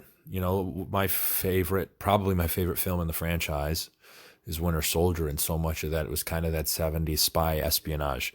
So if they can do this, and it'll be more grounded, the villain is Taskmaster. I could see it being a gender-bent Taskmaster, yes. As it turns out to be Rachel Weisz, because in the comics the character's male, and the character is able to mimic. He has photographic physical capabilities, so he's able to mimic anyone's physical movements towards him. So he can move like Captain America or Spider-Man or do certain things. So it's kind of vague power set, but it could be interesting on film if he's been observing the Avengers for a while. So I have high hopes for this film, and it might be a nice send-off or launch of another maybe Black Widow sequel that takes place even after that. There's a little window of time that they could play with. Then they really are pushing Disney Plus. These are TV shows, but they also I want to make an exception because they're very cinematic. So you have, I'll just touch on them very quickly. With Falcon and the Winter Soldier, which is going to be interesting. They said that they're bringing back Sharon Carter, and they're going to be bringing back Baron Zemo, Daniel Bruhl's character from Civil War, and he's going to be donning the famous purple hood, and who knows about the crown, but that's going to be very interesting. I think I'm the most intrigued by that because of the ramifications post Endgame, and to see who is going to be taking up the shield. It's obviously from the movie seemed like it would be Sam, but there are rumors that both of them will be utilizing the shield throughout the series. I don't know. I'm very, very high hopes for this. Very optimistic. So that'll be interesting. Another series that they're doing is Loki, and that Loki series is going to be following the Loki from the timeline in Endgame from 2012, who steals the Tesseract and pops away from New York City. So it doesn't have any ramifications on the MCU, seemingly, so they can kind of have fun and do whatever they want to do. Tom Hiddleston's going to be reprising the role, so that guy just oozes charm on screen, especially with that character. I'm really, really excited to see what they can do to kind of distract from the overall universe and kind of give like a sorbet, a palate cleanser. Same with What If, an animated series with all the actors reprising their roles. So you thought you'd never see Robert Downey Jr. play Iron Man again, or Tony Stark, I should say, or Chris Evans as Captain America, or Haley Atwell as Agent Carter. Many of these people are going to be back voicing characters. They cast Jeffrey Wright as the Watcher. I don't know about the rights with Uatu the Watcher, but he will narrate the series. It'll be animated, and the first episode's supposed to be what if Steve Rogers didn't get the super soldier serum, but Peggy Carter did, and Howard Stark will make Iron Man sort of suit for the pre-serum Steve Rogers. So things like that could be very, very very cool bend on what the Marvel Universe has become. And it'll be nice to hear some familiar voices. WandaVision, maybe the weirdest named show of them all, is going to be rumored to have a 50s aesthetic, going through multiple sitcoms. It's all sorts of weird stuff between Wanda and Vision. This would be maybe indicated because it's her power set going over the top because of how powerful she is, and not being able to deal with the grief of not having Vision anymore. And it leads directly into Doctor Strange and the multiverse of madness. She will be starring in it with Benedict Cumberbatch as Doctor Strange. It's going to be the MCU's first horror film. And the villain is supposed to be Nightmare. So I'm very excited for that film. Scott Derrickson's coming back to direct. I didn't love the first one. I enjoyed it. I enjoyed the character of Doctor Strange much more in the Avengers films and his appearance in Thor Ragnarok. If they can visually portray his strength and abilities as well as they did in Infinity War and in his other appearances, I think people will very much enjoy this sequel, and it could turn out to be something really, really cool. They're going to do a Hawkeye series. Jeremy Renner is going to return, and there will be the appearance of Kate Bishop. This leads me to believe that in the future, with all the other things we said, potentially a young Black Widow, with Peter Parker, with Kate Bishop making an appearance, younger and younger characters, makes me believe that they're going to completely avoid trying to compete with what they did with Avengers and go with a young Avengers, where we might see an appearance of Vision's daughter, or Miles Morales, who is hinted at with Donald Glover playing his uncle, the Prowler. There's going to be, I think, some more characters that we don't know of that'll be introduced in the future that will end up stepping in, and I think we're going to get some version of the Young Avengers, with Peter Parker kind of filling the role of the mix between Tony and Steve in that leadership role. The other films that were announced were we had Doctor Strange, Black Widow. We're going to have Eternals, which his cast looks fantastic. It's about a race created of like deity type characters created by the Eternals, and it's going to take place in a far distant past. Richard Madden is set to star, Salma Hayek, Angelina Jolie, swath of people, Kumail Nanjiani. This is going to be even more obscure for most general audiences than even Guardians of the Galaxy was. So they really have all the world to work with, and this can turn out to be something really cool and help jumpstart that ideal cosmic universe that they had been planning with James Gunn. After that, Thor, Love and Thunder, big surprise. They announced before Comic-Con that Taika Waititi would be returning to direct and write Thor 4, but we finally got a reveal of the title, and they announced that they're going to be following Jason Aaron's storyline from the comic books and introduce the Mighty Thor, which is Jane Foster taking up the helm of Mjolnir, becoming Thor herself, and Natalie Portman has returned to reprise the role, which is a big surprise because all reports indicated that she had zero interest in returning. And I think they had to use like stock footage and photographs of her appearances after The Dark World before this. So this is a huge surprise. I think she's got a lot more to work with now instead of just kind of being the damsel in distress like she was before. So I look forward to whatever they do. Ragnarok was fantastic, and it's really brought life back into the character, and it launched that trilogy of Thor that we got in Ragnarok, Infinity War, and Endgame, that everyone really, really warmed up to the character, and he blossomed. And I think it really brought Chris Hemsworth back into the idea of wanting to play this character for a while. I think he was very sour on it, and now looks forward to it. And then finally, they made the announcement that they're going to be making Blade. Blade is coming back. Apparently, after winning the Oscar for Green Book, Mahershala Ali called Marvel and Kevin Feige and said, I want to do something. And that something was Blade. So there's no timetable set for that. It seems like it's on the table. They cast the character, and that's going to move forward. It'll be interesting to see how they explain the complete lack of an acknowledgement of vampires in the MCU. But who knows? Timey-wimey magic stuff. Such shit will happen. But that is a fantastic actor to come in. He won 2 Oscars, and he's like, I want to play in the Marvel Universe now. So this could, if they decide they want to go this route, you make Blade and Deadpool your R-rated films for Marvel, and you can try and pay homage to the Wesley Snipes films, but then create your own thing, your own animal, and really make it your own. And anything that Feige touches is gold. So I'm excited for that, and it brings in the possibility of, Moon Knight or the Damon. There's Damon Hailstorm, I think, is getting a Hulu series, but the TV's never really connected all that much. Same thing with Ghost Rider. So who knows? They pop into in the Blade movie, whatever. That'll be. I think that will be a fantastically dark film, and if the Doctor Strange 2 goes well with horror, that speaks high volumes to what Blade could be for horror as well.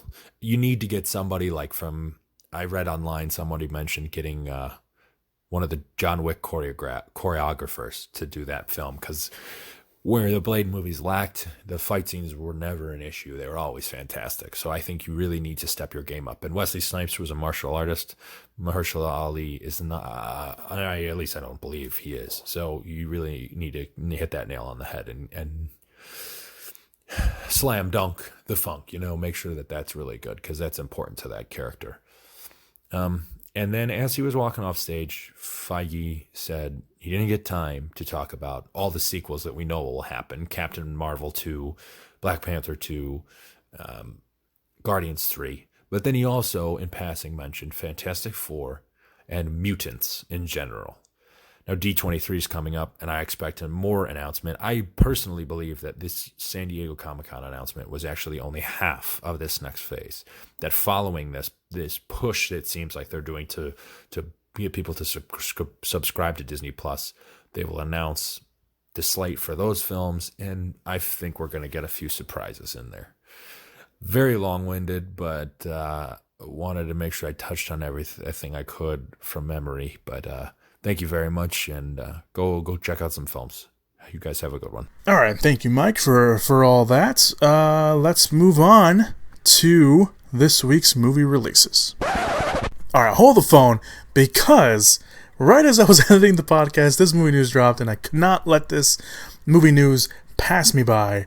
The sequel to Venom is in need for a new director, because Ruben Fleischer has apparently stepped down from the project, and some big news and some big and surprising names have been listed off as potential replacements. First, the Hollywood Reporter reported that Sony Pictures had meetings with Andy Serkis, of all people, to direct. And of course, Andy Serkis is an acclaimed motion capture actor. Of course, he did Gollum for the Lord of the Rings movies, and he has done motion capture for a bunch of other stuff. He's one of the pioneers behind motion capture. And Serkis has done some directing, and does have some directing credits to his name. His directorial debut was back in 2017 with the drama Breathe. He also did some second unit directing for Peter Jackson and the Hobbit trilogy, but recently he directed Mowgli, Legend of the Jungle, which is on Netflix if you want to go check that out. It's basically the non-Disney version of The Jungle Book. So that's pretty surprising. Variety, on the other hand, has names like Rupert Wyatt, who directed Rise of the Planet of the Apes, who worked with Andy Serkis, and he also recently did Captive State, and they also have Travis Knight on that list. Travis Knight directed Kubo and the Two Strings. He also recently directed Bumblebee. He is also the head still of Lanka Studios, who do a lot of the stop motion animated movies. We don't know anything about the story or plot of Venom 2, other than we will see the return of Tom Hardy as Eddie Brock in Venom, and presumably we will have Woody Harrelson and his terrible wig as the villain, Cletus Cassidy, aka Carnage. But other than that, we don't know anything about Venom 2. We know that the script is being written by Kelly Marcel, who had some hand in writing the first one. And apparently Sony wants to start filming in November so they can release the movie next year or the year after. So a director could be announced sooner rather than later, but if they're meeting with Andy Serkis of all people, I think he probably has a good chance, especially considering that, if they want to go the motion capture route with Venom, why not, bring in the guy, the pioneer of motion capture in Andy Serkis. Although the other guys wouldn't be too bad. Rupert Wyatt, he did Rise of the Planet of the Apes. I really love what he did with that. Travis Knight, his first, live action movie was Bumblebee, and he did pretty well with some, CGI characters. So this is a pretty good, solid 3 top contenders for that role. It kind of sounds like maybe they're aiming towards Serkis, and if that was the case, I'm all for it, because I think an Andy Serkis Venom movie would be amazing for some reason. So I'm all for this. I'm too excited for a Venom sequel, considering that I was very lukewarm about Venom in general. So yeah, I guess why not? Let's go ahead. Let's do it. Alright, so let's talk about this week's movie releases. Let's all go to the lobby. Let's all go to the lobby. Let's all go to the lobby to get ourselves a treat. We only got one. We only got one right here, and that is Once Upon a Time in Hollywood. It's being credited as the 9th movie. Again, we'll talk about let's just go with it. The 9th movie, written and directed by Quentin Tarantino. It follows a faded television actor played by Leonardo DiCaprio and a stunt double played by Brad Pitt, who strive to achieve fame and success in the film industry during the final years of Hollywood's golden age in 1969 Los Angeles. The film co-stars, I'm just going to name a few of them because apparently everyone and their mother is in this movie. Margot Robbie, Margot Qualley, I think that's her pronounced her last name, Dakota Fanning, Timothy Olyphant, Kurt Russell, the late Luke Perry, Damon Hermione, and Al Pacino. There's some, everyone's saying it's pretty good. Everyone's saying it's a Tarantino return to form. They're comparing it to his early stuff like Pulp Fiction. They're saying it's a really good movie. Obviously, there's some people saying that it's not a good movie. There's people saying that the best parts of the movie are DiCaprio and Pitt's chemistry. I was looking forward to it. When I saw the trailers, I'm still looking forward to it. Obviously, you have the whole Charlie Manson aspect to it. Margot Robbie plays Sharon Tate, which, if you know that story, you probably kind of maybe knows. I haven't read anything. Obviously, I'm not being on spoilers, so I don't read anything spoiler wise. So I don't know if maybe they'll go all the way with what actually happened. But we'll see how that works out. I'm liking everything. I like all the stuff. Tarantino, his movies have. I'm not gonna sit here and be like, I stan Tarantino and I bow at his feet.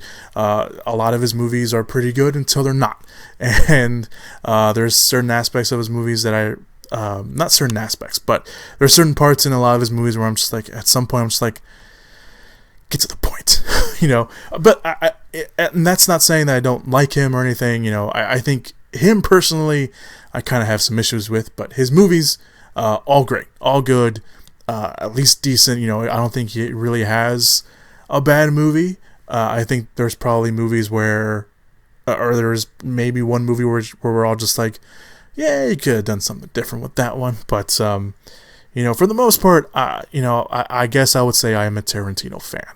I would say that. Obviously, his movies are not for everyone. He's obviously a very big film fanatic and a cinephile, and you can clearly see that obviously through his work, throughout his whole career, especially his early stuff. So I'm looking forward to this. I have not seen it yet. I found out that it was really long. I was going to watch it on Thursday, and then I found out how long it was. I was like, I got work the next day. I can't be in a movie theater at a 7 o'clock show and then get out till like 10:30, and then come back home and go to sleep and have to wake up early the next day. I'm not going to do that because I'm getting old. I'm getting older. I can't do that anymore. I can do that for the Marvel movies. I'm okay with that. But for a 2.5 hour movie, or over 2.5 hours, I should say, I'm not doing that. So I haven't watched it yet, but I'm excited for it. Again, it's getting some pretty decent reviews. So hopefully we have another good movie coming out. It's all by its lonesome this weekend, so we'll see how that works out. And that's it, everybody. Thank you guys so much for joining me on the podcast this week. Thank you to Mike once again for giving us his thoughts about Comic-Con. Thank you for all you guys listening. Obviously, you can find everything you can that we talked about on the podcast down below. All the links to the trailers down below in the description/show notes area. If you're listening to this on YouTube, let me know what your thoughts were right there directly in the comment section. And also, while you're down there, give me a like and a subscribe. I almost said a follow. I mean, I guess you can follow me on social media on the links that I put down there for my Twitter and Instagram and Facebook. I've kind of been ignoring the Facebook page. I'm sorry. Work has been kind of taking away a lot of my free time, more than I thought that it would this summer. But yeah, all the links to social media are down there as well. What else is down there? A bunch, just whatever you can find. Now, my WordPress account, which is where I do my written reviews. I haven't done one in a while, but I will start doing those again soon.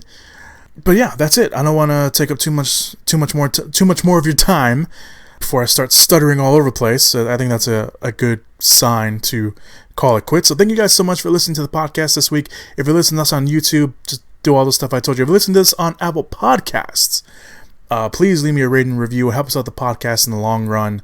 If I get more listeners, I will get to do, what I really want to do with the podcast, which is expand it and make it more accessible and make it more fun for you guys.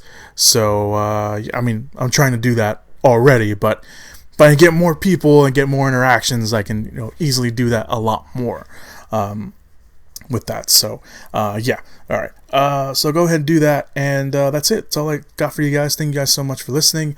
Thank you for all the love. Be good people.